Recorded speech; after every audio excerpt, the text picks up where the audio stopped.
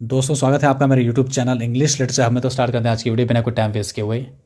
दोस्तों आज मैं डिस्कस करूंगा एक इंपॉर्टेंट कोट जो कि मैकबेथ प्ले से लिया गया आपका एक्ट 5 सीन 5 से। कोट है आपका, tomorrow creeps in this petty pace from day to the last level of recorded time and all our yesterdays have lighted fools the way to dusty death out brief candle life is but a walking shadow a poor player that struts and frets his hour upon the stage and then he's heard no more. It is a tale told by an idiot full of sound and fury signifying nothing.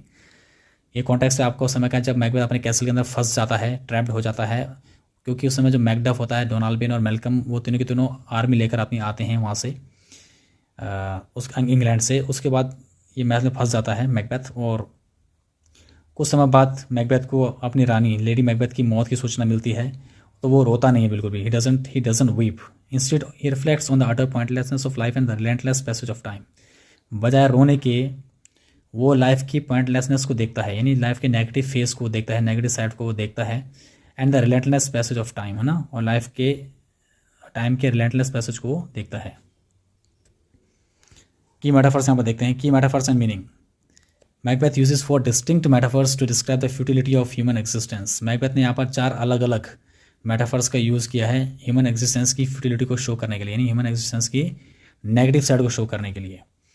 First है आपका the petty pace time. By repeating tomorrow and tomorrow, Macbeth highlights the monotony of life. He views time not as a progression toward a goal but as a slow creeping march toward death.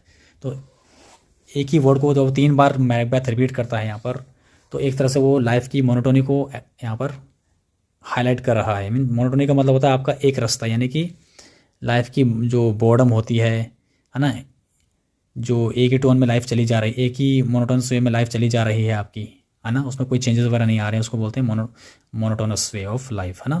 तो वो Macbeth इस dialogue से अपनी जो life की monotony को यहाँ पर हाईलाइट कर रहा है।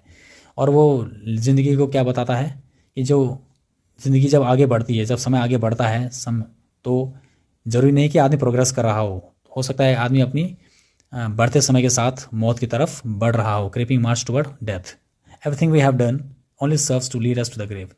तो जो भी हमने काम किए हैं अब तक, है ना, वो हमें कहाँ ले जाते हैं, हमें वो ग्रेव की तरफ ले जाते हैं, हमें हमारी कब्र की तरफ ले जाते हैं, जिसको कब्र को हमें क्या बोला गया है, डस्टी डेथ बोला गया है। नेक्स्ट आप देखते हैं द ब्रीफ कैंडल फ्रेजिलिटी, यानी फ्रेजिलिटी मीन्स वीकनेस। तो लाइफ को यहाँ पर ब्रीफ कैंडल के उसमें इंडिकेट किया गया है, रिप्रेजेंट किया गया है। ब्रीफ कैंडल का मतलब है ह्यूमन सोल और लाइफ, यानी आदमी की आत्मा या उसकी ज़िंदगी। It is easily extinguish and provides very little light, यानी मनुष्य की जो ज़िंदगी होती है काफ़ी जल्दी एक्सटिंग्विश हो जाती है। एक्सटिंग्विश मीन्स बुझ जाती है, ख़त्म हो जाती है, और बहुत ही कम रोशनी वो प्रोवाइड कर पाती है। मीन्स बहुत ही कम रोशनी का सेंस यहाँ से ये है कि मतलब आपका पॉजिटिविटी, बहुत ही कम पॉजिटिविटी को प्रोवाइड कर पाती है। Macbeth command out reflects his desire for the struggle to finally end. तो मैकबेथ का जो डायलॉग है आउट, वो क्या रिफ्लेक्ट कर रहा है आपका, वो मैकबेथ की डिज़ायर को यहाँ पे एक्सप्रेस कर रहा है for the struggle to finally end, यानी उसकी लाइफ से जो स्ट्रगल है वो जल्दी से जल्दी ख़त्म हो जाए, उसकी लाइफ से जो स्ट्रगल है वो आउट हो जाए। इसलिए वो बार बार इस 2-3 बार इस वर्ड का वो यूज़ कर रहा है यहाँ पर, है ना। The poor player artificiality. तो द पुअर प्लेयर का मतलब होता है आपका आर्टिफिशियलिटी, मीन्स आर्टिफिशियलिटी का मतलब होता है मतलब जो चीज़ रियल ना हो, है ना।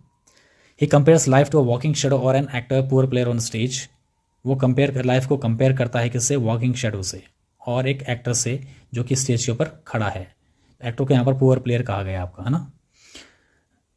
This suggest that life is an illusion, we play a role, feel important for an hour and then disappear into the silence forgotten by history.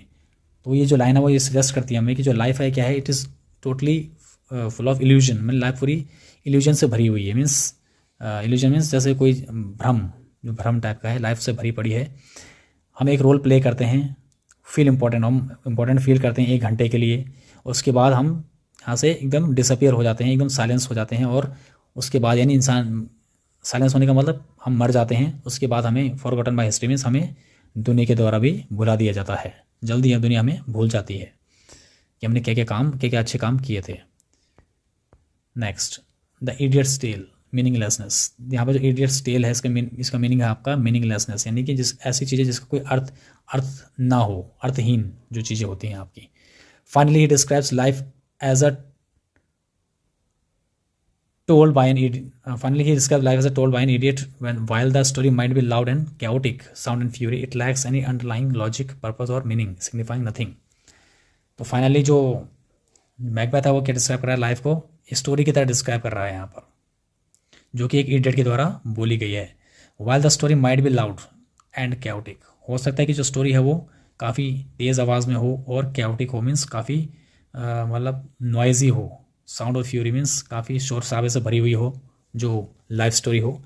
It lacks any underlying logic, लेकिन फिर भी इस story के अंदर कोई भी logic नहीं होगा, कोई पर्पस नहीं होगा इस स्टोरी का, है ना, और उसका कोई मीनिंग भी नहीं होगा, मीन्स सिग्निफाइंग नथिंग. यानी जो स्टोरी होगी लाइफ की वो टोटली पर्पसलेस होगी, है ना, उसको कोई मीनिंगलेस होगी, उसको कोई मीनिंग नहीं होगा.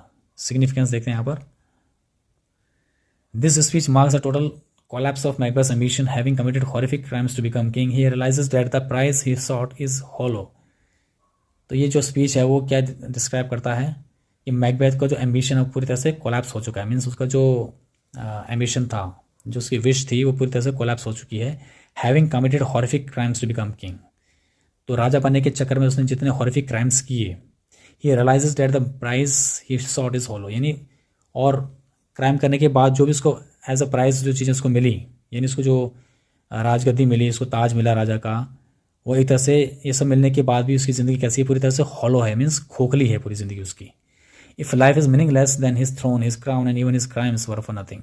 अगर उसकी लाइफ ही मीनिंगलेस है तो उस चीज़ का क्या मतलब रह जाता है, थ्रोन का, राजगद्दी का, उसके क्राउन मीन्स उसके राजा के ताज का, और जो उसने क्राइम किए यहाँ तक पहुँचने के लिए जो उसने क्राइम किया उसका क्या मीनिंग रह जाता है जब वो उसकी लाइफ ही पूरी तरह से ये सब पाने के बाद मीनिंगलेस हो चुकी है. He has reached a state of total emotional numbness. अब वो कहाँ पर पहुँच चुका है, लाइफ की एक ऐसे स्टेज पर पहुँच चुका है वो जहाँ पर उसके जो विचार है पूरी तरह से इमोशनल नमनेस उसके अंदर आ गई. मीन्स उसके जो विचार हैं, उसकी जो भावनाएं हैं, फीलिंग्स हैं, पूरी तरह से वो नम हो चुकी हैं. मीन्स एकदम शून्य पड़ चुकी हैं, एकदम ख़त्म हो चुकी हैं. उसका दिमाग एकदम मतलब स्टॉप हो गया, एकदम उसकी फीलिंग्स एकदम स्टॉप हो चुकी हैं. तो दोस्तों ये था आपका एक्सप्लेनेशन. आई होप आपको ये जो कोट है वो मैंने डिटेल में एक्सप्लेन किया होगा और आपको समझ में आया होगा. तो फिर मिलते हैं अपनी अगली वीडियो में. Till then take care.